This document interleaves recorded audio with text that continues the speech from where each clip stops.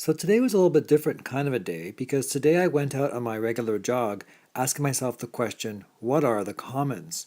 And before I'd even left the house, I'd used tap water from the commons, sidewalks, I've seen public transit and seen the roads and the bridges I used to get down to the water. So I'm already using all these sort of commons things. And I get down to Lake Ontario, as I usually do. I take a look around. And again, I keep asking myself this question, sort of what are the commons and what examples do we have all around us? We have public bathing places and people get their wedding photographs taken here and take their vows. But no one really takes vows for protecting the commons. We don't have that part of our culture. We have swimming pools as part of the commons. We have public washrooms that are actually closed most of the year, just like the swimming pools sort of are.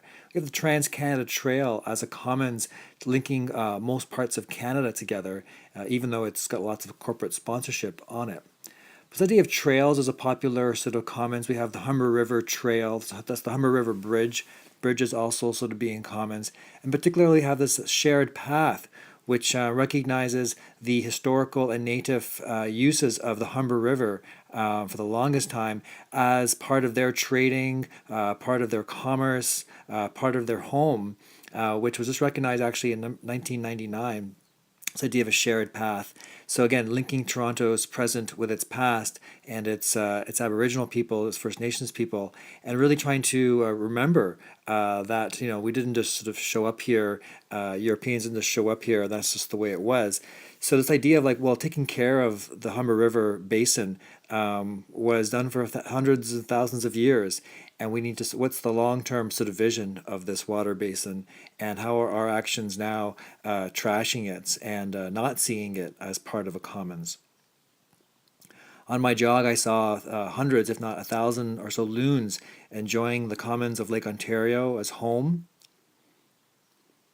Even sunshine and wind we can see as commons. Nobody owns these things. These are some loons I saw. Fresh air. So even in a big city like Toronto, you still have this idea of wildlife using these spaces, depending on these spaces, and who's really going to be there to protect them. With the Humber River Bridge, and what I liked about this bridge was that it was marked up with all kinds of imagery looking at this shared history. This one's one of my favorites. It's the industry of the Europeans on the right with the tradition of First Nations on the left. This bridge is sort of on the border of Etobicoke, which I just learned was derived from the Mississauga people's word Wadu Bikang, which means where the alders sort of grow. The bridge has also got iconography and art about the extinction of Atlantic salmon sort of fisheries, and the architecture of the bridge is connected to the commons knowledge of the architecture of a canoe. So look, we can look at knowledge as a commons. We can look at art, public art, as a commons. So everywhere we go, we forget that there's all these things in the public good, like bathrooms and sunshine, that are the commons, and we can see art as part of that. We can see knowledge as part of that. So even in a big city like Toronto, we need to make sure we don't sort of trash these commons because we're disconnected from them. We don't see them as ours. We see them as the city of Toronto's, or we don't see this beach as sort of mine. That's not my garbage, that's somebody else's sort of garbage.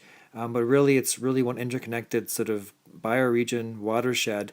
This is another part of the commons, the Waterfront Trail, which I'll be using for my bike trip around Lake Ontario.